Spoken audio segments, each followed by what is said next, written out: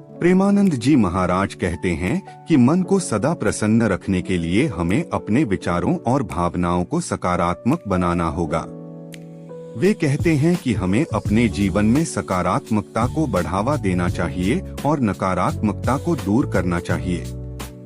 सकारात्मक विचार, सकारात्मक दृष्टिकोण। प्रेमानंद जी महाराज सकारात्मक दृष्टिकोण के महत्व पर जोर देते हैं और कहते हैं कि सकारात्मक दृष्टिकोण ही हमें जीवन में आगे बढ़ने में मदद करता है। आभारी होना, वे आभारी होने के महत्व पर जोर देते हैं और कहते हैं कि हमें अपने जीवन में जो कुछ भी है उसके लिए आभारी होना चाहिए। नकारात्मकता को दूर करना, नकारात्मक विचारों को पहचानना। प्रेमानंद जी महाराज नकारात्मक विचारों को पहचानने के महत्व पर जोर देते हैं और कहते हैं कि हमें अपने नकारात्मक विचारों को पहचानना चाहिए।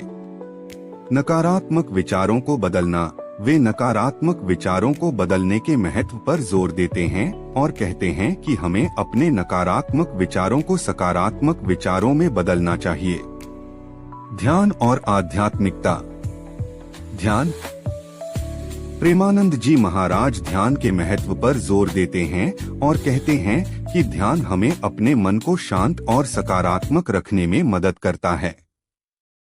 आध्यात्मिकता, वे आध्यात्मिकता के महत्व पर जोर देते हैं और कहते हैं कि आध्यात्मिकता हमें अपने जीवन में अर्थ और उद्देश्य की भावना देती है। जीवन में संतुलन, जीवन में संतुलन। प्रेमानंद जी महाराज जीवन में संतुलन के महत्व पर जोर देते हैं और कहते हैं कि जीवन में संतुलन ही हमें सदा प्रसन्न रखता है।